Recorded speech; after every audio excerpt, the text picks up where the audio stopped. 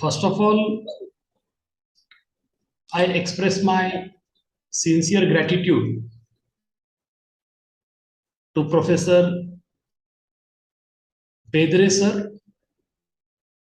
Director, UGC HRDC, Dr. Hari Singh Gaur, Central University, Sagar, Madhya Pradesh. Friends, today I am going to talk on provisions for the promotion of Indian languages, arts, and culture in National Education Policy 2020. For the past few days or so, you have been consistently listening to various professors making deliberations on the action plan for the implementation of National Education Policy 2020. Probably different aspects have been touched upon in the course of all these deliberations. But the topic that I have taken up today, which is assigned by Honorable Bedre sir, and here I'll talk about the provisions for the promotions of Indian languages, arts, and culture as reflected in the National Education Policy. Okay. So friends, as I said earlier also, a very interesting topic has been assigned to me. Because for another 1 hour or so, I'll talk about how the National Education Policy actually makes a few provisions in order to promote the Indian languages, arts, and culture. So just to take a recap in this respect, I'll just take you back to the past. I hope all of you know the first National Education Policy, which was introduced in 1966 under the chairmanship of Professor D.S. Kothari, and hence the commission was called Kothari Commission. In the next few years, we could witness one more commission in the year 1986. This was headed by Acharya Ram Murthy, and that's why that commission was called Acharya Ram Murthy Commission. And very recently, that is in 2020,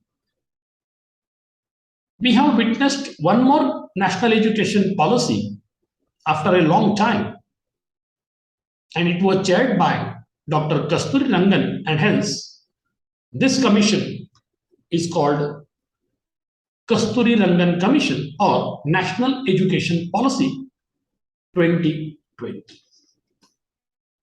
Probably you might have come across this kind of standard setup of the entire National Education Policy 2020. The first part talks about school education. The second part talks about the higher education.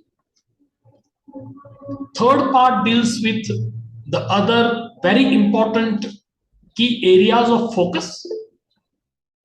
And the part 4 talks about making it happen. It means the implementation part of National Education Policy 2020. And now I'm going to talk about one of the segments from this particular part 4 titled as Making It Happen.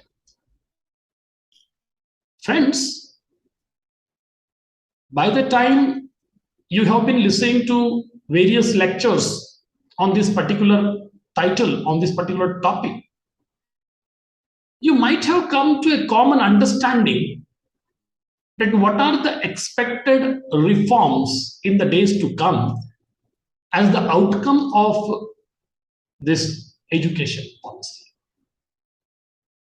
So as I have been requested by the organizers that I should prefer bilingual discussion on this topic so that I'll be able to reach out to everybody. So in between, I'll keep talking to you in Hindi also. तो दोस्तों, शायद पिछले 4 दिनों से आप सभी education policy 2020 के बारे में चर्चा कर रहे हैं। अब आने वाले कुछ सालों में एक्सपेक्टेड रिफॉर्म्स कौन से हैं, जब तक आप ये समझ नहीं पाएंगे तब तक शायद आपका आज का जो विषय है चर्चा का, जो कि कल्चर के बारे में, आर्ट्स के बारे में और लैंग्वेजेस के बारे में है, शायद आपके समझ से परे हो। लेकिन एक बार आपके ये बात समझ में आ गई कि मेजर फोकल एरियाज कौन से हैं, एक्सपेक्टेड रिफॉर्म्स क्या होने वाले हैं और उसका आज के विषय से क्या संदर्भ है, तो it is anticipated that bye 2040 all educational institutions in our country like IITs, IIMs will become multidisciplinary.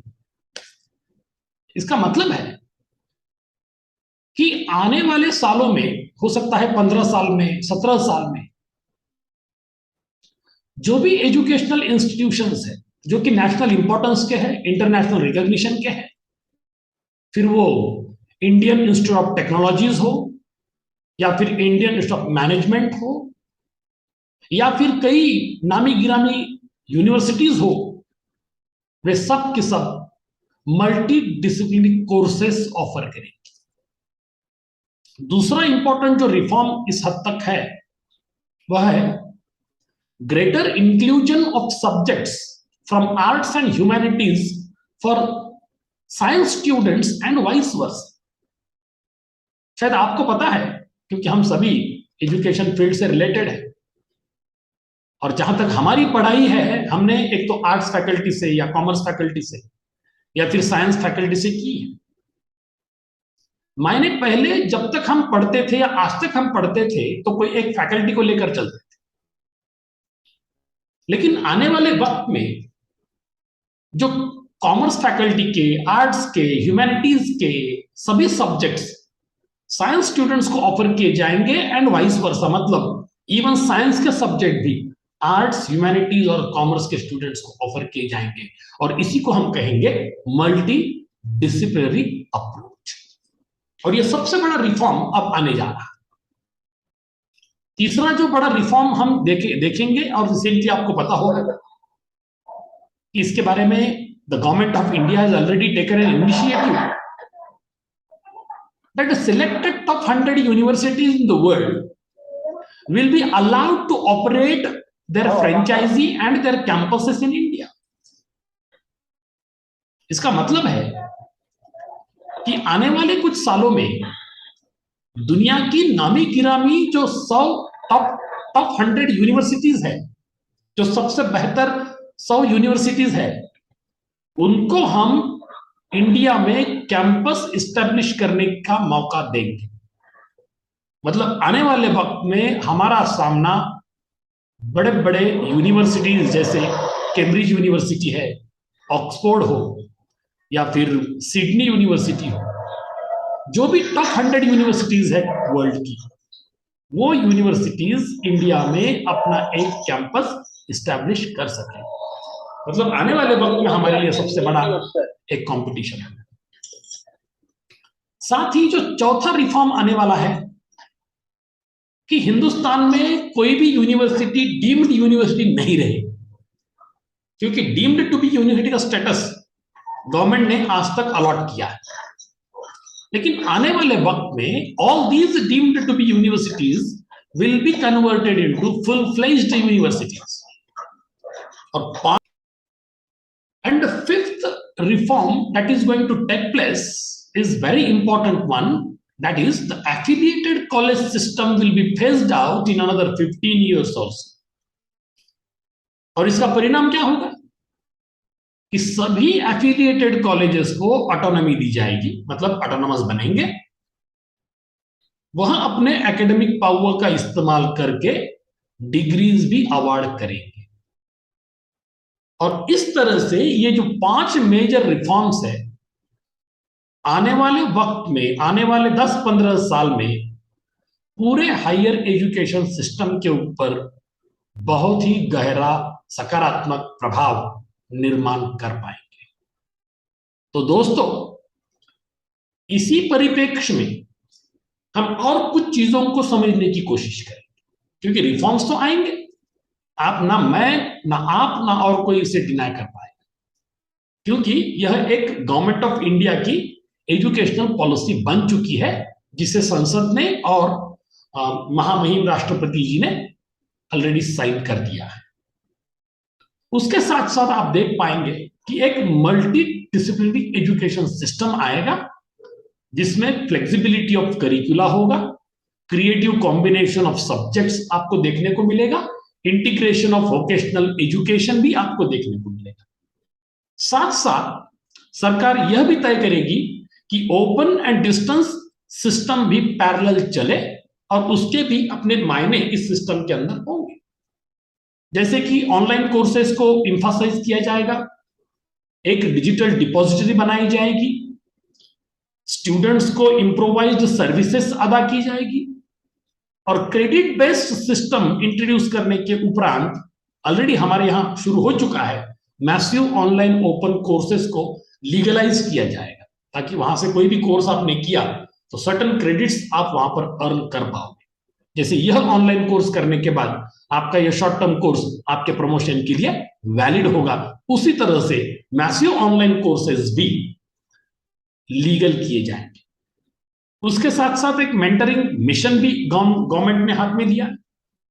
इसमें फिर एक आउटस्टैंडिंग सीनियर रिटायर्ड प्रोफेसर्स का एक पुल बनाया जाएगा, खासकर इंडियन लैंग्वेजेस में मेंटरिंग करने के लिए, फिर वह स्कूल लेवल पर हो, कॉलेज लेवल पर हो, यूनिवर्सिटी लेवल पर हो, हर एक स्टेज पर आउटस्टैंडिंग सीनियर और retired faculties will be brought into that pool, and that pool will function in order to develop the entire educational scenario in terms of Indian languages, as we have been talking about.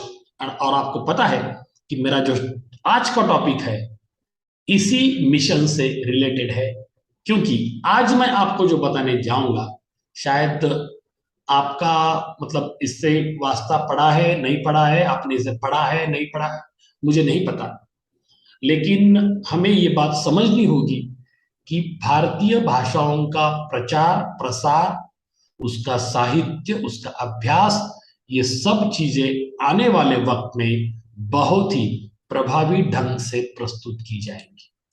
तो दोस्तों, now I am going to refer to the part 4 of our national education policy. उसमें एक जो section है वह है provisions for the promotion of Indian languages, arts, culture in national education policy 2020। दोस्तों, आपको तो पता है India is a treasure trove of culture, और शायद हम जब भी इंडिया एज ए कंट्री की बात करते हैं तो हमारे सामने एक few words in order to define India आता है कि India is a country having unity in diversity। माने भारत एक ऐसा देश है जहां पर आपको बहुत बड़ी मात्रा में विविधता देखने को मिलेगी, लेकिन फिर भी हम एक संघ है। That shows our unity in diversity। और यहां हमारा आज का टॉपिक शुरू होता है कि India is a treasure trove of culture. क्यों कहें हम? एकमात्र कारण है, शायद आपको सबको पता होगा, अंग्रेजी में जो वर्ड है कल्चर, कल्चर इन हिंदी माने संस्कृति। Is there anyone who can define Sanskriti or culture? Any of the participants, please come forward.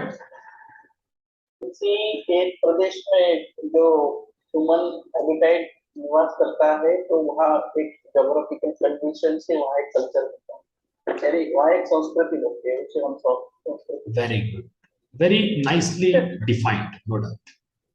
हमारे जीने की पद्धति, Of course, हम जिस तरह से जीते हैं उसकी पद्धति, rightly said. अलग अलग फेस्टिवल्स करते हैं, हमारी रहने की, खाने की, कपड़े पहनने की, वो सब पद्धति से हम कल्चर कहते हैं। बिल्कुल सही कहा, बहुत सही। और कोई? हर एक प्रदेश का रहन सहन, खान पान, उत्सव, मेले, त्योहार, दर्शन, वहाँ की सभ्यता, इन सबको मिलाकर अक्सर हर एक प्रादेशिक संस्कृति तो डेवलप होती है। क्या बात है, बहुत अच्छा। अस्मिता की पहचान होती है। आपने तो इस शब्द के मतलब महत्व को और बढ़ा दिया है और इसका डेफिनेशन व्यापक बना दिया है। चलिए इसे हम थोड़ा सा एक दो शब्द में उसको प्रस्तुत करने की कोशिश करते हैं। खैर, मतलब इस स्लाइड के ऊपर या प्लीज बताइएगा। जैसे कि मेसोपोटामिक संस्कृति है, जैसे कि सिंधु संस्कृति है ना, जैसे कि गंगा यमुना से बनी एक संस्कृति है। सही नहीं सर, वो सिविलाइजेशन है। जी हाँ, वो सिविलाइजेशन है और कल्चर और सिविलाइजेशन में फर्क होता है। सही है, ये भी बात सही है कि कल्चर और सिविलाइजेशन फर्क होता है, लेकिन जहां तक आज का हमारा चर्चा का विषय है वह है कल्चर। चलिए इसे समझने की कोशिश करते हैं। जैसे मैंने कहा कि कल्चर को हम हिंदी या संस्कृत में या मराठी में संस्कृति कहते हैं।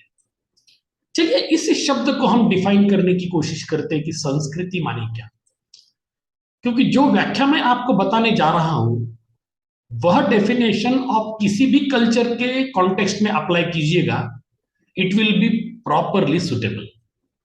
What do you mean by sanskriti? What do you mean by culture? Cultivating with nurture is nothing but culture. You have CUL stands for cultivating and TURE stands for nurture. So I define this word in this way, that cultivating with nurture is culture. What do you mean by that? चलो हम इसे और simplify करते हैं, जिसे संस्कृति कहा जाता है। संस्कृति माने संस्कार युक्त कृति, जिस कृति में संस्कार पनपता है, जिस कृति में संस्कार झलकता है, उसे हम संस्कृति कहते हैं। अब यह जो कल्चर है, फिर वो इंडियन कल्चर हो, मेसोपोटामिया हो, या फिर और कोई यूरोपियन कल्चर हो या अमेरिकन कल्चर हो, कोई भी हो, अब वह जो अलग अलग कल्चर हम दुनिया का मैप अगर देखें तो सैकड़ों कल्चर हमारे सामने आएंगे। लेकिन ये जो कल्चर है ये कैसे मैनिफेस्ट होता है, कौन से फॉर्म में मैनिफेस्ट होता है?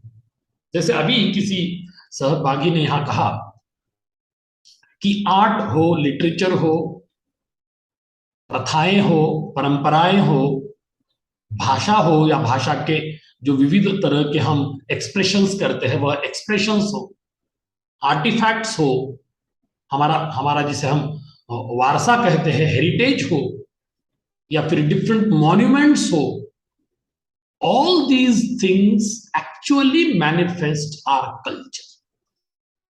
और जहां तक हिंदुस्तान की बात है, शायद हमारा देश इतना संपन्न है कि यहां पर art, literature, custom, tradition, various languages, artefacts, heritage, monuments, इसकी कोई कमी नहीं। और इसी की वजह से पूरी दुनिया इस डाइवर्सिटी को, इस भिन्नताओं को देखने के लिए हिंदुस्तान में आती है। पूरी दुनिया से लोग यहां आते हैं हमारे साथ सम्मिलित होते हैं, पार्टिसिपेट करते हैं, इन चीजों को एंजॉय करते हैं, इसे समझने की कोशिश करते हैं। और यही जो कल्चरल वेल्थ है हमारी, जो हमारी सांस्कृतिक संपदा है, उस सांस्कृतिक संपदा को कुछ हद तक वे अपने देश भी लेकर जाते हैं। आपको पता है कि हमारे यहां अतिथि देवो भव इस तरह का नारा हम लगाते हैं। क्यों? क्योंकि कोई भी अतिथि हमारे घर आए, है ना, हम उसे ईश्वर का रूप मानते हैं। अतिथि देवो भव। तो इसी सिलसिले में जब हम देखते हैं कि पूरी दुनिया से लोग यहां आते हैं, क्यों? They come here to see the Indian hospitality, to examine the Indian handicrafts, to experience the handmade textiles, to go through the classical literature, to practice yoga and do meditation, understand Indian theosophy and philosophy, just to watch out and participate in Indian festivals, music, art, Indian cinema, so on and so on. कई सारी चीजें हैं जो यहां पर हम हमारे आसपास इर्द गिर्द महसूस करते हैं, देखते हैं, और उसी को देखने के लिए दुनिया भर से लोग यहां आते भी हैं। And that's the reason that India is really called a country with a rich culture, with rich natural wealth, and that has truly made India as incredible India. आपने यह इस तरह की एडवर्टाइज कभी टीवी पर देखी भी होगी, अतुलनीय भारत, है ना, उस तरह की एडवर्टाइज आपने कभी देखी होगी। तो यह हमारी जिम्मेवारी बनती है कि whatever culture that we follow, whatever culture that we have as our heritage, it is our responsibility to preserve it and to pass on the same to the next generation over here. और इसी सिलसिले में हम अब बात करेंगे कि promotion of Indian arts and culture as reflected in national education policy 2020। जहां तक ये प्रमोशन का सवाल है, as we are talking about the promotion of Indian arts and culture, which is very, very important, not only for the nation, that is India as a nation, but it is equally important for every individual like you and me. याद रहे, Japanese देखिए आप, Russian देखिए, Chinese देखिए, first preference to their unique identity. They don't simply copy the Europeans. They don't simply copy the Americans. First of all, they reflect as they are. Just come across any Japanese. Even though the person is well versed in English, they don't speak English. They prefer to speak in their own mother tongue. Why? Because they want to show off that yes, they have their own language. They have their culture.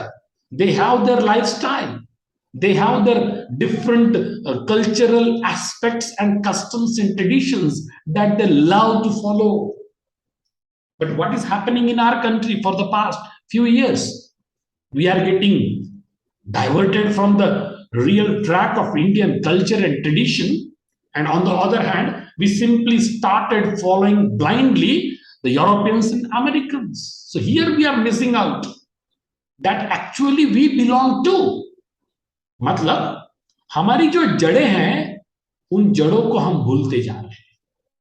ठीक है, European या American standards को, ठीक है, आप सही कहे गलत कहे, वो अपना अपना नजरिया होगा, लेकिन बात यह है कि जैसे मैंने आपको कहा कि जापानीज हो या रशियन हो या चाइनीज हो, वे लोग अपनी कल्चर, अपनी भाषा, अपना रहन सहन, अपना पहराव, हर अपनी चीजों की अहमियत को दुनिया के सामने प्रस्तुत करने की कोशिश करते हैं। और इसीलिए उनका कल्चर एक यूनिक कल्चर, जैसे हमारा भी यूनिक है, वैसा उनका भी कल्चर यूनिक कल्चर बोल के दुनिया में इस्टेब्लिश्ड है।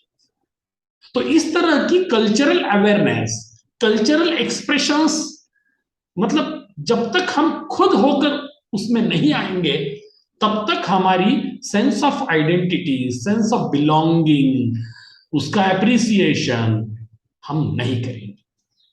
अगर आपको सच में लगता है कि अपनी जो पहचान है सही सच्ची पहचान, ना कि जैसे पता है आपको कि भारत वर्सेस इंडिया, इस तरह का आपने कभी वर्ड सुना होगा, भारत वर्सेस इंडिया। भारत माने जहां पर भारतीय संस्कृति, भारतीय भाषाएं, भारतीय कलाएं, उसका पुरस्कार होता है और उस विचारधारा के लोग। और इंडिया माने है तो भारतीय, लेकिन जिनका अंग्रेजीकरण हो चुका है, जैसे मैं भी अंग्रेजी का टीचर हूं, है ना, या फिर जिसका रहन सहन सोच पूरी यूरोपियन या अमेरिकन बन चुकी है, ये दो एंग्लिसाइज्ड हो चुके हैं लोग, इसलिए कहा जाता है कि भारत वर्सेस इंडिया। मतलब इस तरह से वह सोच है, कोई सोच गलत नहीं होती। How do you really look at it, you decide your own point of view. So what is our role now as a teacher, being the part and parcel of this nation, this country?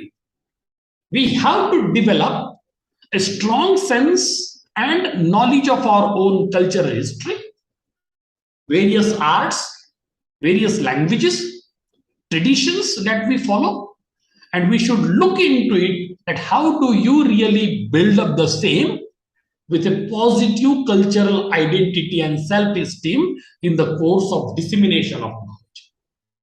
और जब तक हम ये सब चीजें नहीं करेंगे, तब तक हमारे आने वाले पीढ़ी में कल्चरल अवेयरनेस या कल्चरल इंडिविजुअल आइडेंटिटी नहीं बनेगी।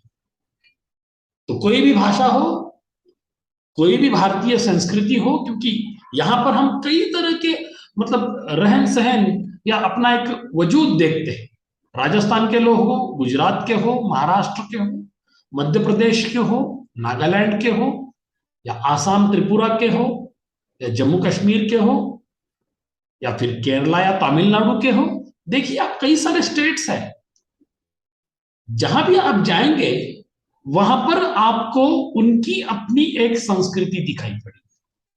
और इसी वैरायटी को हम डाइवर्सिटी कहते हैं। और still all of us are living in the same umbrella called a nation, called India. तो इन चीजों को हमें आने वाले वक्त में प्रमोट करना है। जहां तक आर्ट फॉर्म्स का या आर्ट्स फॉर्म का सवाल है, आपको पता है कि art form is a major medium for imparting culture. आपको पता होगा जैसे महाराष्ट्र में लावनी नृत्य को यहां का कल्चरल हेरिटेज माना जाता है। जैसे आप आंध्र प्रदेश जाएंगे या फिर तमिलनाडु जाएंगे, जिस राज्य में आप जाएंगे वहां पर आपको अलग अलग तरह के नृत्य कला प्रकार देखने को मिलेंगे। फिर वो कथकली हो, भरतनाट्यम, या फिर पंजाब का भांगड़ा हो, यानी जहां जहां आप जाएंगे वहां पर उस स्टेट में या उस कम्युनिटी की अपनी एक आइडेंटिफाइड डांस परफॉर्मेंसेस है, और उसी through they try to pass on a right message, a cultural message to the subsequent upcoming generation. So you have Indian arts, besides strengthening cultural identity, awareness, and uplifting societies, we should also look into this fact that we have to enhance the cognitive and creative abilities in the individuals to increase the individual level of happiness. इसका मतलब क्या है? देखिए कभी कभी हम जब समझ लीजिए कि कोई आपके यहां कोई फंक्शन है और आपने 10-15 मिनट डांस कर लिया, just check your level of satisfaction, check your level of happiness. You will realise, आपको पता है कि आपको अच्छे से नाचना नहीं आता, लेकिन फिर भी आपने बस किसी ताल पर ठोक दिया। मतलब whatever Indian arts, Indian dances, Indian music that you have, उसमें हमें कॉग्निटिव एंड क्रिएटिव एबिलिटीज को इनहांस करना है। फिर वह स्कूल से लेकर कॉलेज या यूनिवर्सिटी लेवल तक प्रमोट किया जाएगा, क्योंकि Indian arts of all kinds, as I say, अगर इसे हमने इंडियन एजुकेशनल सिस्टम में इंडक्ट कर लिया तो right from childhood care centres to the higher education at the university level, then you see in another 10-15 years or so, there will be a new generation living in this country having a strong association with Indianness. Indianness माने भारतीयता, कि भारतीय culture हो, भारतीय संस्कृति जिसे कहते हैं आप, भारतीय कलाएं हो, भारतीय डांसेस हो, इस सब के प्रति हमारा जो रुझाव है उसे बदलना. Because unless you really look into all these possibilities you will not be able to execute this educational policy. अब जहां तक भाषाओं का सवाल है, आपको तो पता ही होगा कि हिंदुस्तान में सैकड़ों भाषाएं बोली जाती है, कई सारी भाषा. जैसे लीजिए मराठी हम बात करते हैं, समझ लीजिए मैं मराठी हूं, महाराष्ट्रियन. जो हमारे बेल्ट में जिस तरह से मराठी बोली जाती है वह विदर्भ या खानदेश से अलग है. लेकिन वो विदर्भ की भाषा या खानदेश की भाषा या मराठवाड़ा की भाषा पुणे एक्सेंट से फिर अलग है. भले ही इसका ग्रामर सिमिलर हो लेकिन भाषा को बोलने के तरीके अपने अपने रीजन में अलग है. और ये सिर्फ महाराष्ट्र में नहीं होता. आप अगर हिंदी बेल्ट में जाएंगे तो 5-6 तकरीबन हिंदी स्टेट्स है. हर एक स्टेट में जाइएगा हिंदी तो हिंदी होगी, उसका जो ग्रामर है वो तो सिमिलर होगा, लेकिन जिस तरह से हिंदी अलग अलग तरीके से बोली जाती वहां का अपना एक वजूद उन्होंने इस्टेब्लिश किया. उसी तरह से दुनिया में भी thousands of languages are being spoken. If you really talk about English itself, अब हर देश में जाइएगा वहां का अपना एक टिपिकल वर्नाकुलर एक्सेंट आपको देखने को मिलेगा. जैसे इंडियन एक्सेंट है, अमेरिकन एक्सेंट है, अफ्रीकन एक्सेंट है, ऑस्ट्रेलियन एक्सेंट है. उसी तरह से हर भाषा के साथ यह होता है. और इसलिए हम कहते हैं कि हर एक 12 कोस पर जाकर भाषा बदलती है. इस तरह का एक प्रोवर्ब एटलीस्ट महाराष्ट्र में तो बहुत फेमस है. So you have the structure of a language that determines a native speakers perception of experience. जैसे मेरी अपनी भाषा है, जैसे मैं अभी हिंदुस्तानी में बात कर रहा हूं, हिंदी में बात कर रहा हूं. मेरी मातृभाषा मराठी है लेकिन पेट भरने की भाषा अंग्रेजी है. तो फिर अंग्रेजी हो, हिंदी हो, मराठी हो, ये सभी भाषाएं हम कम्युनिकेशन के लिए अपनी सोच, अपने विचार, अपनी भावनाएं, अपने अनुभव व्यक्त करने के लिए हम मीडियम के तौर पर, एक इंस्ट्रूमेंट के तौर पर इस्तेमाल करते हैं. तो यहां पर नेशनल एजुकेशन पॉलिसी में ऐसा कहा गया है कि लैंग्वेजेस का इन्फ्लुएंस जो हमारे बचपन से है ना, जैसे हम इस दुनिया में आते हैं, पहली बार हम दुनिया को सुनना शुरू करते हैं, वो हमारे लिए सिर्फ साउंड्स होते हैं विथ नो मीनिंग.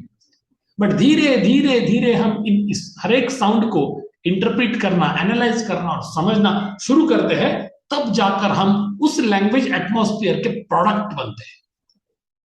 लेकिन आजकल तो आपको पता है कहीं भी जाइएगा अंग्रेजी का पूरा बम्बार्डिंग हो रहा है सब तरफ. तो इसमें हम अपनी भाषाओं का वजूद खोते जा रहे हैं. ठीक है, हम मानते हैं हर एक भाषा का टोन, उसका परसेप्शन, उसका अपना एक्सपीरियंस अलग अलग होगा. लेकिन एक बात बताइएगा, जैसे मैं अभी बात कर रहा हूं, जब अंग्रेजी में बात कर रहा हूं तब आपको अपनापन नहीं लगता, लेकिन जब मैं हिंदी में बात कर रहा हूं तो आपको अपनापन लगता है.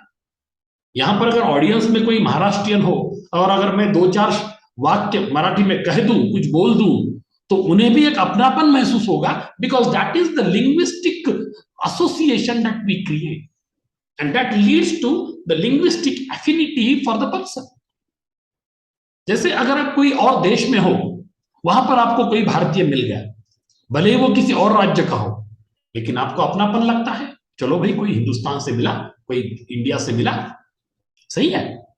इसी तरह से जब हम एनईपी 2020 के तहत कल्चरल डेवलपमेंट के लिए, आर्टिस्टिक डेवलपमेंट के लिए और लैंग्वेज डेवलपमेंट के लिए प्रयास करेंगे, तब हम इन सभी चीजों का विचार सामने रख कर आगे जाएंगे।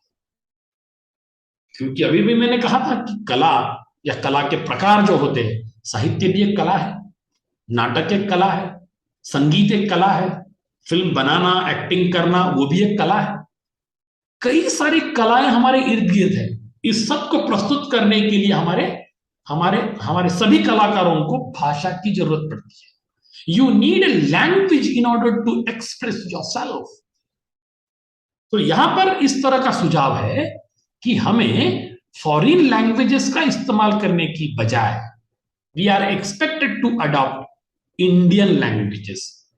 You have multiple Indian languages, almost every state has a language, you can say, right? So here it is expected from all of us that we should promote and prefer the local language in order to communicate ourselves in all these things. Similarly, let us look into the very important aspect of the status of languages in India. हो क्या रहा है? अगर आप पिछले 50 साल का इतिहास देखिए, आपको पता होगा प्रोफेसर देवी जी है, उन्होंने भाषाओं पर बहुत बड़ा काम किया। शायद हिंदुस्तान में इतना बड़ा काम किसी और व्यक्ति ने शायद ही किया हो। कभी अगर मौका मिले तो प्रोफेसर देवी के वीडियोस देख लीजिएगा यूट्यूब पर, आपको समझ में आ जाएगा उनका काम। तो पिछले 50 सालों में हुआ क्या है? हुआ यह है कि 220 के आसपास जो भारतीय भाषाएं हैं अपना वजूद खो चुकी है। बहुत डरावनी बात है अपने लिए, और हमें अलार्म कर रही है कि हमें सोचना होगा, हमें समझना होगा। इतना ही नहीं, छोड़िए, आप कहेंगे कि ये ओवर एस्टिमेटेड टर्मिनोलॉजी है। अगर आप यूट्यूब सर्च करेंगे, यूनेस्को का रिपोर्ट देख लीजिए इस बारे में, यूनाइटेड नेशंस का, कि उन्होंने सर्वे किया है 197 Indian languages are called endangered languages. मतलब उन 197 भाषाओं का अस्तित्व धोखे में है। वो आने वाले समय में वो रहेंगी या नहीं रहेंगी पता नहीं। चलिए मैं आपको एक छोटा सा उदाहरण दे देता हूं। बेलारी, बेलारी नाम तो आपने कई बार सुना। आप अगर कर्नाटका या केरला जाएंगे तो वहां पर एक Dravidian variety of Indian spoken language है, उसका नाम है बेलारी। आज का हिसाब अगर लगा जाए तो तकरीबन 1000 बेलारा लोग इसे इस्तेमाल करते हैं कम्युनिकेशन के लिए, राइट? और मोस्टली ये जो कम्युनिटी है वो शेड्यूल्ड कास्ट में आती है, जो कि कर्नाटका और केरला के बॉर्डर के आसपास आपको देखने को मिल जाएगा। अब मुझे बताइए, आज के हालात में अगर ये सिर्फ 1000 स्पीकर्स बचे हैं, अगर इन्होंने अगली पीढ़ी को यह भाषा नहीं दी तो आने वाले कुछ सालों में यह भाषा लुप्त हो जाएगी। तो ऐसी कितनी भाषाएं एंडेंजर्ड है? 197 भाषाएं, खासकर इंडियन भाषाएं एंडेंजर्ड है। तो शायद हमें सोचना होगा। ऐसा भी कहा गया है, it is also reported that Belari is a language very close to Tulu and Koraga. अब ये टुलू जो भाषा है वो भी कर्नाटक में किसी एक छोटे से बेल्ट में बोली जाती है ना। अब ऐसा कहा जाता है कि यह एक सिमिलर डायलेक्ट है, लेकिन खैर उतने डिटेल्स में हम नहीं जाएंगे। यहां पर आपको टुलू के बारे में या कोरागा के बारे में या बेलारी के बारे में बताने का मेरा मकसद यह है कि इंडिया में ऐसी कई भाषाएं हैं, फिर वो आदिवासियों की हो, शेड्यूल कास्ट की हो, शेड्यूल ट्राइब की हो, या फिर जो लोग नेशनल ट्राइब में आते हैं उनकी हो, या फिर बड़ी बड़ी कम्युनिटीज है वहां पर अपनी भाषाओं को खो दिया है। तो आने वाले वक्त में इन सभी भाषाओं को हमें संग्रहित करके हमारे धरोहर के रूप में संजोना होगा, तभी यह भाषाएं जीवित रह पाएंगी।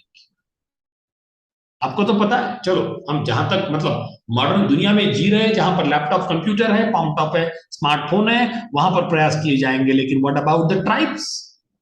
आज भी जो कई सारे लोग, सैकड़ों लोग, लाखों लोग जंगल में अपना बसेरा बनाए हुए हैं, वहां तक अभी तक टेक्नोलॉजी नहीं पहुंची, वो हमसे प्रॉपरली कनेक्टेड नहीं है, लेकिन वहां अगर कोई भाषा लुप्त हो रही है तो उसके लिए कौन जिम्मेवार होगा? तो आप सोचिए, हम अगर एजुकेशनल सिस्टम का पार्ट है एज ए टीचर, ये हमारी जिम्मेवारी नहीं बनती कि we should preserve, we should record all these languages on the digital platform and make it as an evidence for the future generations that this is our heritage. इस वारसा को लेकर हम चल रहे हैं, इस धरोहर को लेकर हम चल रहे हैं। जब तक हम इस दिशा में प्रयास नहीं करेंगे, तब तक हमारा जो अस्तित्व है, उसका जो मूल रूप है, वह दुनिया के सामने नहीं आएगा। ये तो पूरे दुनिया में पता है आपको कि अंग्रेजी का बोलबाला है, स्पेनिश भाषा का बोलबाला है, लेकिन चाइना में अगर जाएंगे तो चाइनीज लैंग्वेज का बोलबाला है। मतलब एक विशिष्ट भाषा की और एक विशिष्ट संस्कृति को दुनिया पर थोपा जा रहा है, और ये छोटी छोटी भाषाएं लुप्त होती जा रही है। So this is the biggest ever danger for the entire culture, specially the heritage of languages that we have. और यह अपनी एक आज की अवस्था है, इसे हमें गौर करना चाहिए। साथ ही साथ आपको पता होगा कि 8th शेड्यूल में कॉन्स्टिट्यूशन ऑफ इंडिया में 22 भाषाओं का मतलब वहां पर एक एनलिस्टमेंट किया गया है। फिर उसमें कोंकणी है, मराठी है, हिंदी है, नेपाली है, गुजराती है, बंगाली है, ओके, उड़िया है, कई सारी भाषाएं, 22 भाषाएं। लेकिन दोस्तों, जहां तक इन भाषाओं का सवाल है, ठीक है, अपने अपने स्टेट में मिलियंस ऑफ स्पीकर से यह भाषा जीवित रह जाएंगे। सवाल इन बड़ी भाषाओं का नहीं है, लेकिन हो सकता है कि आने वाले वक्त में इसे भी धोखा हो, जैसी छोटी भाषाओं को धोखा हुआ है। उनके अपने अस्तित्व की लड़ाई उन्हें खुद लड़नी पड़ रही है। तो इससे अगर हमें बाहर निकलना है, तो we need to provide Indian education the entire learning teaching learning process in Indian languages. यह मकसद है एजुकेशनल पॉलिसी का, right from schooling to the higher education.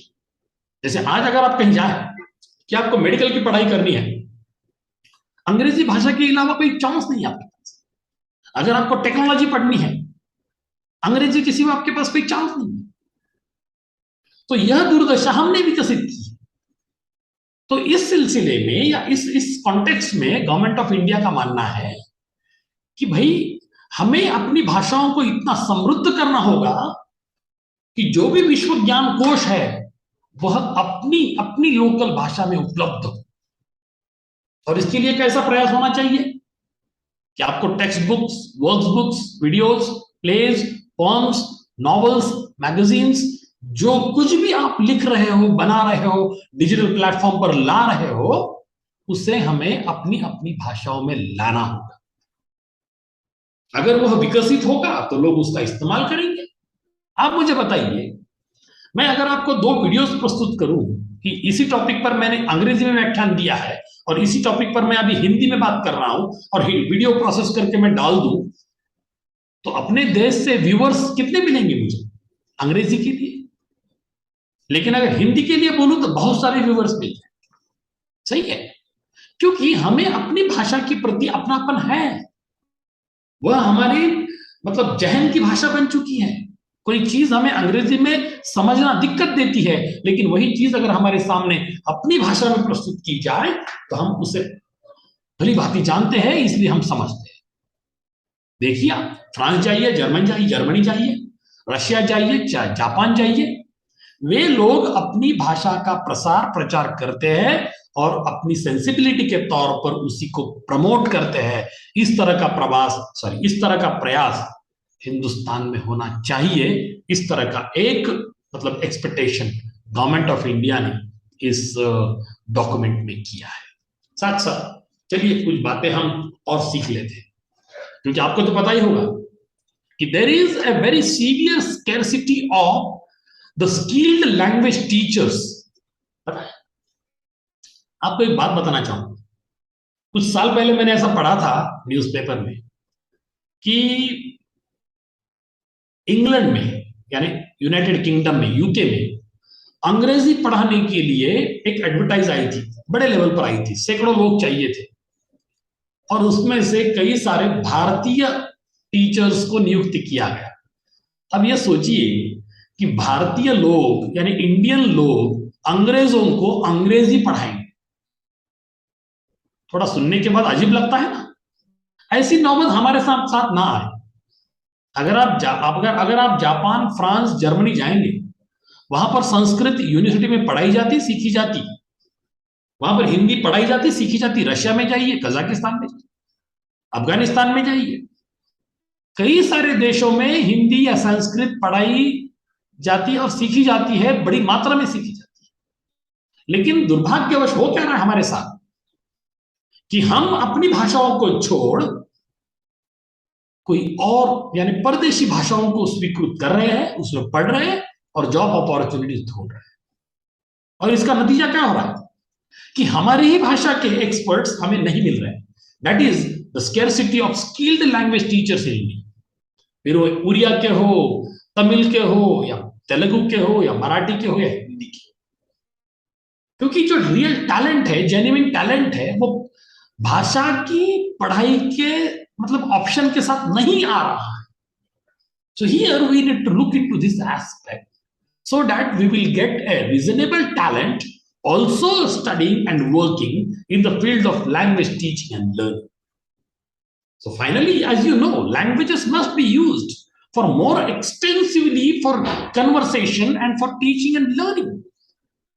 जब तक हम अपनी भारतीय भाषाओं का इस्तेमाल एजुकेशनल पर्पस के लिए, कन्वर्सेशन के लिए बड़ी मात्रा में नहीं करेंगे और साथ साथ उसे हम बाहर भी नहीं लेकर जाएंगे, तब तक अपनी भाषाओं का जो वजूद है वह नहीं टिकेगा। अब आगे देखिए, इस सिलसिले में not only for languages, for arts and culture, what are the initiatives which are taken up by the 4th chapter of national education policy 2020। मैंने ऑलरेडी आपको कहा था कि पार्ट 4 जो है एनईपी का, वो इंप्लीमेंटेशन के बारे में बात करता है, और उस पार्ट 4 में चैप्टर 4 जो है वह डेडिकेटेड है, जो कहता है कि what are the initiatives which are being fostered by government of India in order to promote the Indian languages, Indian arts and Indian culture. अब यहां पर जब तक हम उसको इंफसाइज नहीं करेंगे, उसको अपना फोकल पॉइंट नहीं बनाएंगे, तब तक ये चीजें नहीं होगी। आपको तो पता है पूरी दुनिया जो है एक मल्टीकल्चरल वर्ल्ड बन चुकी है, एक मल्टीलिंगुअल वर्ल्ड बन चुकी है। अरे हमारे अपने देश में ही कई सारी भाषाएं हैं, लेकिन जो भाषाएं लुप्त हो रही है उसका क्या? जब तक हम इसके बारे में सोचेंगे नहीं, कुछ एक्शन प्लान लाएंगे नहीं, जब तक हम इसको बहुत गौर से देखने के बाद, समझने के बाद इंप्लीमेंट नहीं करेंगे, तब तक यह परिस्थिति नहीं बदलेगी।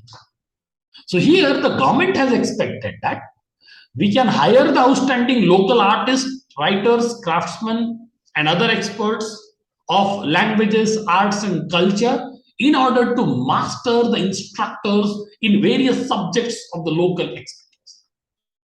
अब इसे अगर हमको परकोलेट करने की कोशिश करनी चाहिए। कैसे परकोलेट? माने ऊपर के स्तर से निचले स्तर तक, निचले से और निचले स्तर तक, मतलब लास्ट जो टारगेट पॉइंट है हमारा, वहां तक अगर इसे परकोलेट किया जाए, तभी इस पॉलिसी का अस्तित्व आपको समझ में आएगा। End of course, being a learner, a student can choose the ideal balance among the courses for themselves to develop their own creative, artistic, cultural and academic paths. और इसीलिए मैंने कहा आपको शुरुआत में कि जैसे हम अब नई पीढ़ी जो पढ़ेगी अगले साल से आगे, है ना, वह सिर्फ विज्ञान में या सिर्फ कॉमर्स में या सिर्फ आर्ट्स एंड ह्यूमैनिटीज में नहीं पढ़ेगी। उनके लिए पूरे ऑप्शंस ओपन होंगे। हो सकता है कोई स्टूडेंट इंग्लिश ऑप्शनल ले, साथ साथ वो और कोई भारतीय भाषा ले, या फिर वो विज्ञान का कोई विषय ले, या साथ साथ कोई और सब्जेक्ट लेकर, संगीत या आर्ट्स का सब्जेक्ट लेकर आगे चले। मतलब आने वाला वक्त जो होगा वह किसी एक स्ट्रीम का या फैकल्टी का नहीं होगा। जैसे हमने पढ़ा है faculties of arts and humanities में से, अब इस तरह की फैकल्टीज नहीं होगी। स्टूडेंट्स को हम मल्टीपल ऑप्शंस देंगे पढ़ने के लिए और स्टूडेंट्स उन चीजों को इंप्लीमेंट भी करेंगे। साथ साथ कुछ की यस एक क्वेश्चन पूछूं क्या? अगर आप बुरा ना माने तो मैं सेशन कंप्लीट कर लूं, आपका क्वेश्चन लिख कर रखिए, लास्ट में हम 5-10 मिनट देंगे क्वेश्चन आंसर के लिए। Okay sir. Okay, fine, right. So that I will deliver the entire policy in front of you. So there are a few key initiatives. अब कौन से initiatives है? पहला, we should develop and teach many of the courses of the type mentioned above. An excellent team of teachers and faculty will have to be deployed. अब जैसे इन सब चीजों को implement करना है, जब तक आप सक्षम टीचर के थ्रू इसे इंप्लीमेंट नहीं करेंगे तब तक ये चीजें नहीं होंगी। साथ साथ strong departments and programmes in Indian languages, comparative literature, creative writing, Indian arts, music, philosophy, theosophy etcetera will be launched across the country in all universities. ध्यान रखें, अब आने वाले वक्त में आपको कई सारे नए नए विषय देखने को, समझने को, पढ़ने को मिलेंगे, लेकिन उसका जो आधार होगा वह होगा इंडियननेस और Indian identity in terms of languages, in terms of arts, in terms of literature, in terms of culture as a whole. साथ साथ और एक डिग्री आने वाली है, 4 साल का बीएड का कोर्स होगा, ड्यूअल डिग्री आपको लेने का चांस होगा। मतलब जैसे आपको पता है कि कोई बीटेक या बीई करता है तो इंजीनियरिंग प्रोफेशनल बनता है, कोई मेडिकल कोर्स पूरा करता है 4 साल का तो डॉक्टर बनता है, उसी तरह से एक प्रोफेशनल कोर्स आएगा 4 साल का, उसमें आप प्रोफेशनल टीचर बन के बाहर आएंगे।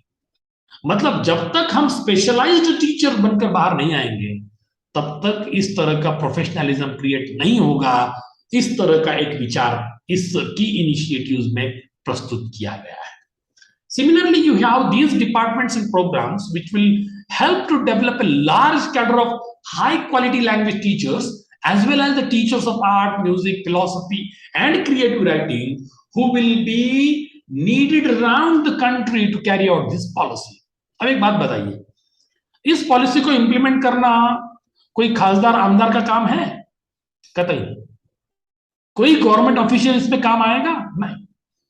इसमें काम आएंगे कॉम्पिटेंट टीचर्स, फिर वो भाषा के हो, संगीत के हो, कला के हो, तत्वज्ञान के हो, क्रिएटिव राइटिंग के हो, इंडियन म्यूजिक एंड आर्ट्स के हो, इन सभी को प्राधान्य दिया जाएगा, उन्हें सामने लाया जाएगा और they will be working on the front line along with all the modern subjects that we have been already studying for the years together.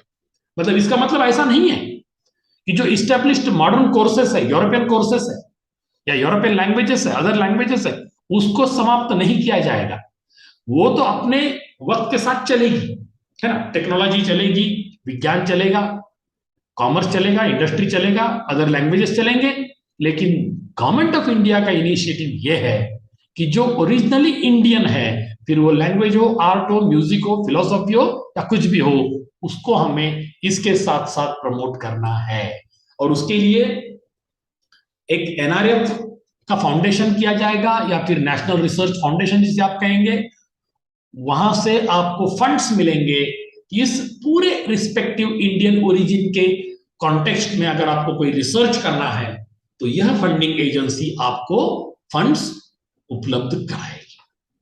तो इस तरह से लोकल आर्टिस्ट हो, लोकल क्राफ्ट्समैन हो, उनको मौका मिलेगा। इंडियन एजुकेशनल जेन्युइन सिस्टम हो, उसको मौका मिलेगा। आर्टिस्ट इन रेसिडेंस को अपॉइंट किया जाएगा। यानी आने वाले वक्त में हमारे स्कूल कॉलेजेस में कुछ नई चीजें आएंगी जिसको हमने कभी सोचा ना होगा, लेकिन इसका पर्पस एक ही है कि स्टूडेंट्स के अंदर क्रिएटिविटी लाना है, अपनी भाषाएं, अपनी संस्कृति के प्रति प्रेम जागृत करना है और उन्हें अपनापन विकसित करना है। साथ साथ we should use the mother tongue and local languages not only in the school levels but even for the professional courses and all the higher educational institutions. माने जहां पर हम यूनिवर्सिटी कोर्सेस करते हैं, है ना, यूनिवर्सिटी हो या कॉलेज हो, उसे हम हायर एजुकेशनल इंस्टीट्यूशन कहते हैं। तो फिर वहां पर भी लोकल लैंग्वेज या मदर टंग का इस्तेमाल मतलब इंट्रोड्यूस किया जाएगा और बाइलिंगुअल मोड में, जैसे मैं आज आपके सामने प्रस्तुत हूं, कुछ कभी कभी मैं अंग्रेजी में बात कर रहा हूं, in between I am talking in Hindi also. इस तरह से बाइलिंगुअल मोड का भी सहारा लिया जाएगा ताकि स्टूडेंट्स मल्टीपल लैंग्वेजेस में खुद को डेवलप कर पाए। और यह जो लैंग्वेज वाइब्रेंसी है, यह जो लैंग्वेज की स्ट्रेंथ है या यूसेज है, वह इंडियन लैंग्वेजेस का प्रमोशन करती जाएगी और एक अच्छा, एक healthy atmosphere, Indian atmosphere create होगा। इससे हमारी अंतरराष्ट्रीय पहचान बनी रहेगी। आपने कभी देखा है कि कोई रशियन प्रेसिडेंट इंग्लिश में बात कर रहा है? नहीं करेगा, वो रशियन बात करेगा। कोई जापानीज प्राइम मिनिस्टर या फिर वहां का कोई और मतलब नुमाइंदा हो, वह कभी भी इंग्लिश में या कोई और भाषा में बात नहीं करेगा। They will speak only in their own language.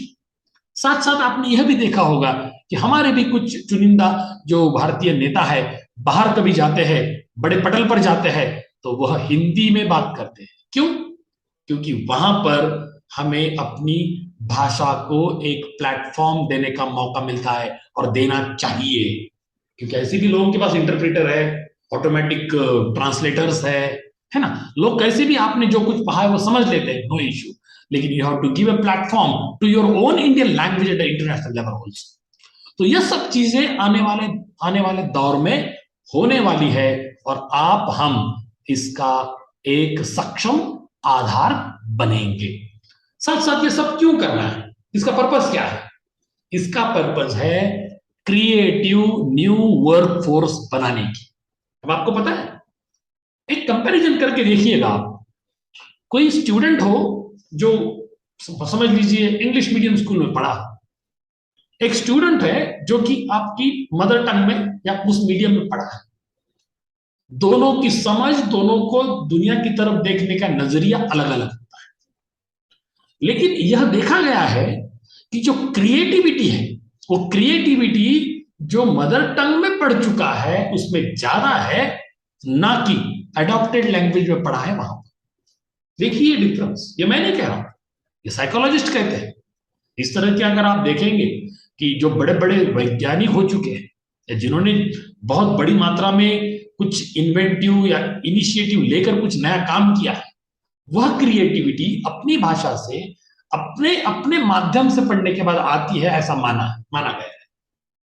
तो इसके साथ ही जो कुछ भी वर्कफोर्स हमें हिंदुस्तान में चाहिए, फिर वो ट्रांसलेटर्स के रूप में हो, इंटरप्रेटर्स के रूप में हो, आर्ट एंड म्यूजियम को एडमिनिस्टर करने के रूप में हो, आर्कियोलॉजिकल सर्वे ऑफ इंडिया का काम करने के लिए, हमारे आर्टिफैक्ट्स कंजर्व करने के लिए हो, या फिर इवन जो नई दुनिया का ग्राफिक डिजाइनिंग हो या फिर वेब डिजाइनिंग वो करने के लिए हो, हमारे पास नए वर्कफोर्स की जरूरत है। और जब तक हम अपनी अपनी अलग अलग भाषाओं में इस तरह का टैलेंट निर्माण नहीं करेंगे, तब तक इन चीजों को प्रस्तुत करना दुर्लभ होगा। So here you need to understand that in order to preserve and promote its arts and culture, develop high quality materials in various Indian languages, we need to conserve artifacts, develop high qualified individuals to curate and run museums and heritage points and tourist sites, thereby vastly strengthening the tourism of India. आपको पता है Switzerland में tourism से बहुत पैसा आता है। एक जमाना था जब जम्मू एंड कश्मीर हमारी जन्नत हुआ करता था, वहां पर भी टूरिज्म बहुत बड़े पैमाने पे था। अभी फिर से वो मतलब एक नया सिलसिला शुरू हो चुका है। देखिए, हिंदुस्तान एक ऐसी जगह है दुनिया में where you find the unity in diversity, and this multicultural nation has become an example for the whole world to understand the multilingual approach of living, multicultural approach of living. और इसलिए पूरे दुनिया से लोग मैग्नेट की तरह India में आते हैं। तो अगर हम इन सब चीजों को दुनिया के सामने प्रस्तुत करें तो टूरिज्म इंडस्ट्री डेवलप हो सकती है, करोड़ों डॉलर्स हमारे पास आते जाएंगे, हमारा देश समृद्ध होगा। साथ साथ इस पॉलिसी को रिकॉग्नाइज किया गया है। We have already started implementing all these things in few identified universities and higher education institutions. लेकिन यहां पर एक बात हमें समझनी होगी कि टूरिज्म को तो बूस्ट अप करना ही है। जैसे मैंने आपको पहले ही कहा, इनक्रेडिबल इंडिया की एड आपने देखी होगी, अतिथि देवो भव की एड आपने देखी होगी। तो देश अपने तौर पर अपने तरीके से इन चीजों को प्रस्तुत करता है।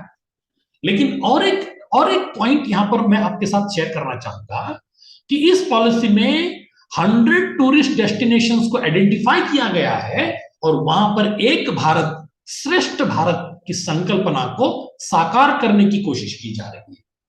यानी इंडिया के हर एक स्टेट के कुछ चुनिंदा टूरिस्ट डेस्टिनेशन को आइडेंटिफाई किया जाएगा, उसको डेवलप किया जाएगा, उसको हर भाषा में प्रस्तुत किया जाएगा, ताकि वहां पर कोई भी जाए, भारतीय जाए या भारत के बाहर के लोग जाए, उनको वहां पर उस संस्कृति का अच्छे से पठन करने के लिए, समझ करने के लिए वहां पर एक प्लेटफॉर्म बनाया गया।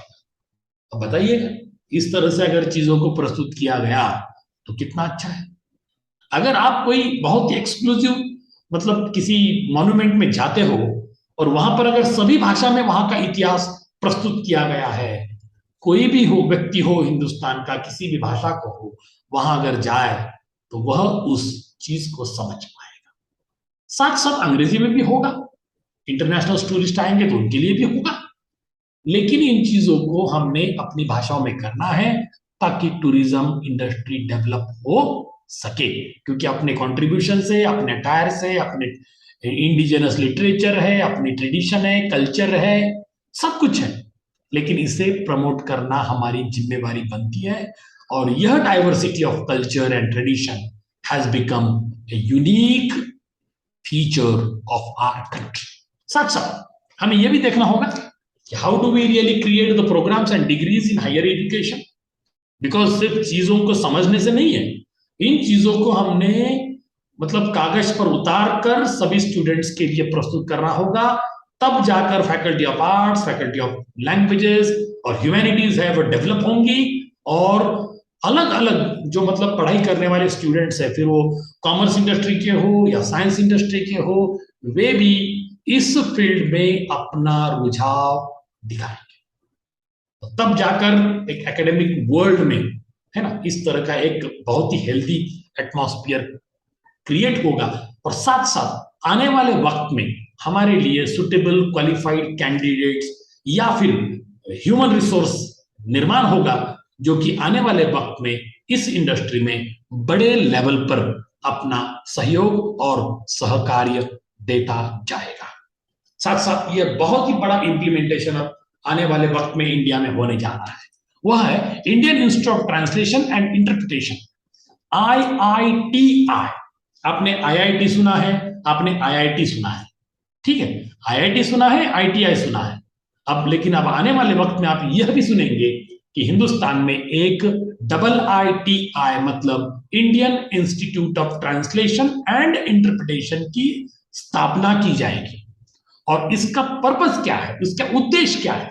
सभी भाषाओं के एक्सपर्ट्स वहां पर नियुक्त किए जाएंगे, एक नहीं दो नहीं, बड़ी मात्रा में नियुक्त किए जाएंगे।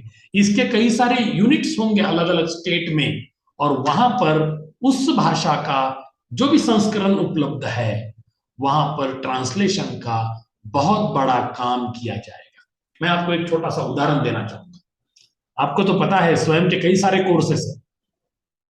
अब स्वयं के कोर्सेस डुअल लैंग्वेज में आना शुरू हो चुके हैं। आपको अंग्रेजी में सुनने को मिलेगा, हिंदी में सुनने को मिलेगा। कुछ कोर्सेस मराठी में आएंगे, कुछ कोर्सेस हिंदी में आएंगे, कुछ कोर्सेस तमिल में आ चुके हैं, गुजराती में आ चुके हैं। मतलब अब ऑलरेडी वो दौर शुरू हो चुका है जो कि ये पूरा विश्व ज्ञान आपकी अपनी भाषा में प्रस्तुत किया जाएगा ट्रांसलेशन मोड के साथ।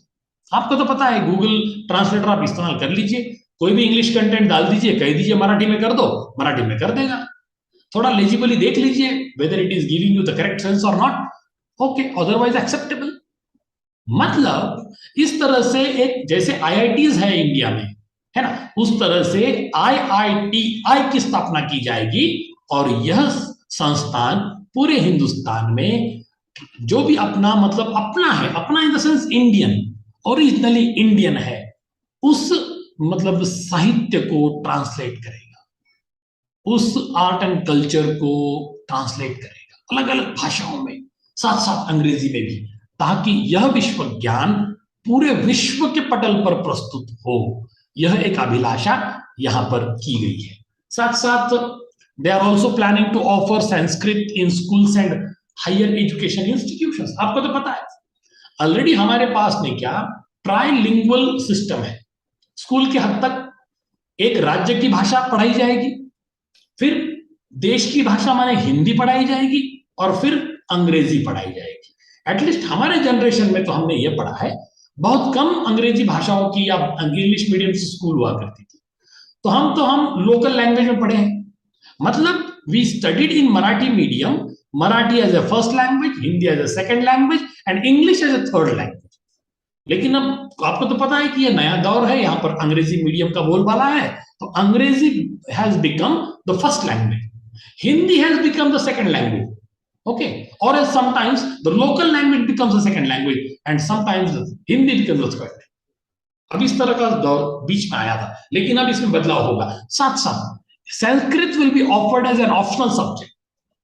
मतलब आपको तो लोकल लैंग्वेज पढ़नी है, आपको नेशनल लैंग्वेज पढ़नी है, आपको अंग्रेजी भी पढ़नी है, लेकिन अगर आपकी कोई इच्छा है कि साथ साथ और कोई ऑप्शनल लैंग्वेज लेकर आप पढ़ना चाहते हैं, तो उसमें आपको संस्कृत हो, पाली हो, या फिर जो भी ओरिजिनली इंडियन कुछ लैंग्वेजेस है जिसको थोड़ा सा मतलब स्ट्रीमलाइन से उसको बाहर जाना पड़ा, उन लैंग्वेजेस को इसमें लाने की कोशिश की जाएगी। ये एक बहुत अच्छा मूव मेरे हिसाब से यहाँ पर होगा, क्योंकि संस्कृत जो बीच में आपको पता होगा कि बहुत limited number of Sanskrit speaker Hindustan में बचे, लेकिन इस तरह का प्रयास अगर होगा तो स्कूल लेवल में हो या फिर इंटरमीडिएट लेवल पर हो या फिर यूनिवर्सिटी एंड कॉलेज लेवल पर हो, जब वहां पर एक्सक्यूज मी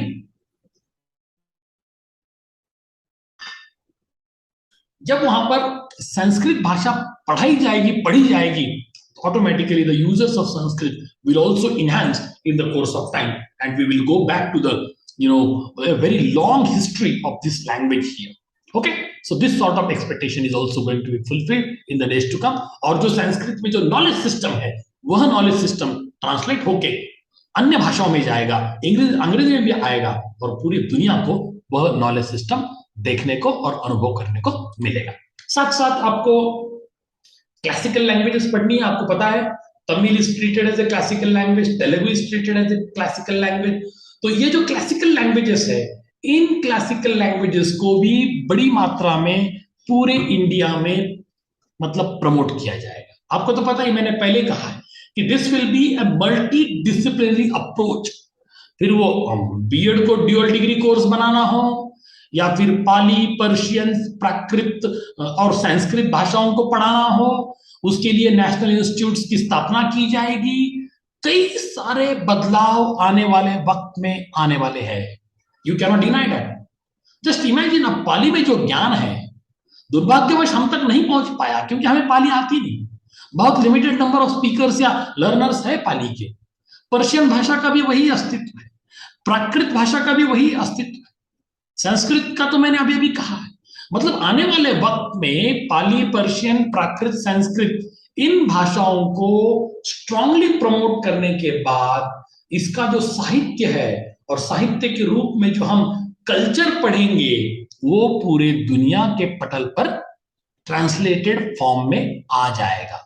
तो इसमें जो कुछ भी रिसर्च करना चाह रहे हैं, नेशनल रिसर्च फाउंडेशन की तरफ से वहां पर फंड्स मुहैया कराए जाएंगे, और आप जो चाहे, जिस तरह का चाहे, उन भाषाओं पर संशोधन या उस साहित्य पर संशोधन डेफिनेटली आप कर पाएंगे।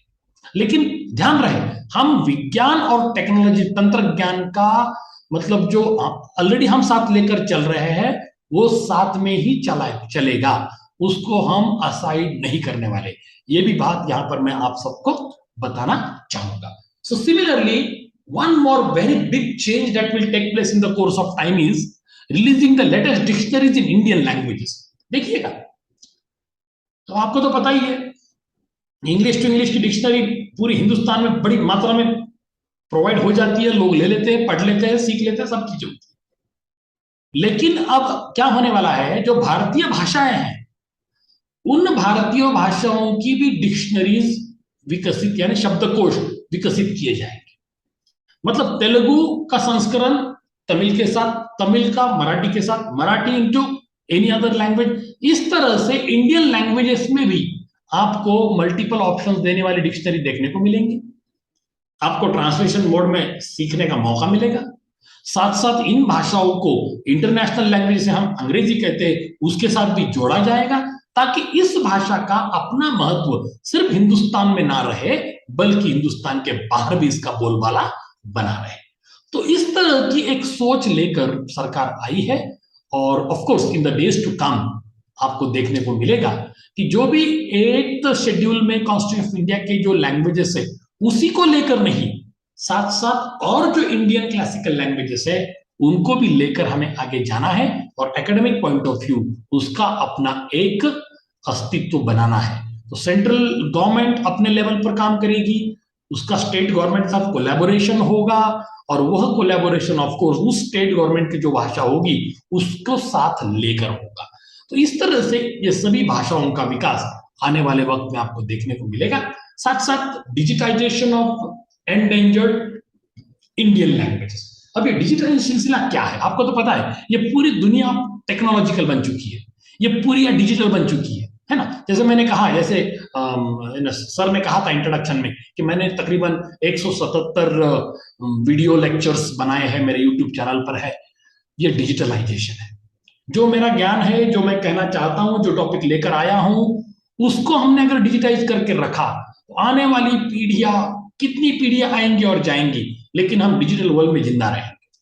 उसी तरह से जो भी भाषाएं एंडेंजर्ड है, जैसे मैंने आपको बेलारी के बारे में कहा, टुलू के बारे में कहा, है ना, इस तरह की भाषाएं जो एंडेंजर्ड है उसको हमने अगर डिजिटाइज कर दिया, उसकी फिर बोली हो या फिर स्क्रिप्ट हो, उसको अगर हमने डिजिटाइज कर दिया, उसका साहित्य अगर हमने डिजिटल फॉर्म में ला दिया या डिजिटल बुक में ला दिया, तो शायद आने वाली पीढ़ियों के लिए यह एक बहुत अच्छा उदाहरण होगा।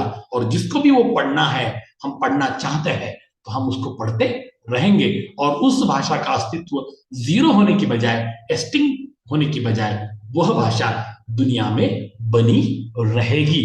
इस तरह से सभी भाषाओं के साथ ये काम किया जाएगा। साथ साथ स्कॉलरशिप दी जाएगी। आपको तो पता ही है, अपने यहाँ हिंदी को प्रमोट करने के लिए स्कॉलरशिप दी जाती है। अलग अलग स्टेट में जो भी माइनॉरिटी लैंग्वेजेस है उसको प्रमोट करने के लिए स्कॉलरशिप मिलती है। अब आने वाले वक्त में इंडियन लैंग्वेजेस में जो पढ़ना चाह रहे हैं, इंडियन आर्ट, लिटरेचर, कल्चर में जो पढ़ना चाह रहे हैं, है ना, लोकल लैंग्वेजेस में मास्टरी करना चाह रहे हैं, उनको फिर वो सेंट्रल गवर्नमेंट हो या स्टेट गवर्नमेंट हो, उसको प्रमोट करने के लिए अलग अलग तरह की स्कॉलरशिप्स इशू करेंगी या पे ऑफ करेंगी। तो ऑफ कोर्स इससे थोड़ा उसको बढ़ावा मिलेगा, और कई सारे स्टूडेंट, कुछ भी हो, फाइनेंशियल सपोर्ट मिलता है। इस कारण से क्यों ना हो, इन भाषाओं का, इस संस्कृति का, इस कला आविष्कारों का अध्ययन करेंगी, और साथ ही जो साहित्य है हर एक इंडियन भाषा में, फिर वो पोएट्री हो, नॉवेल्स हो, fiction, non fiction, autobiographies, biographies, journalism, text books, whatever it may be, ये सब कुछ हमें अलग अलग रूप में देखने को मिलेगा, और इसी तरह से हम कई सारी भाषाओं का अपना जो अस्तित्व है वह प्रस्तुत कर पाएंगे। अब ये सब चीजें अगर आप देखना चाहते हो तो इसका एक मेन सोर्स है नेशनल एजुकेशन पॉलिसी 2020, और अगर आप इसको सोर्स के तौर पर माने तो डेफिनेटली आपको जितने भी मैंने डिटेल्स देने की कोशिश की तकरीबन पिछले 1.25 घंटे से, तो मैंने अपना प्रयास किया है। जो भी चैप्टर 4 में है ना, एनईपी 2020 के पार्ट 4 चैप्टर 4 में जो कुछ भी कहा गया है वह मैंने आपके सामने प्रस्तुत करने की कोशिश की है। अब इस सिलसिले में अगर हमारे कई मित्रों को है ना कोई प्रश्न हो तो वे पूछ सकते हैं। अब अगले 10-15 मिनट तक हम इस पर चर्चा करेंगे। तो now this session is open for discussion.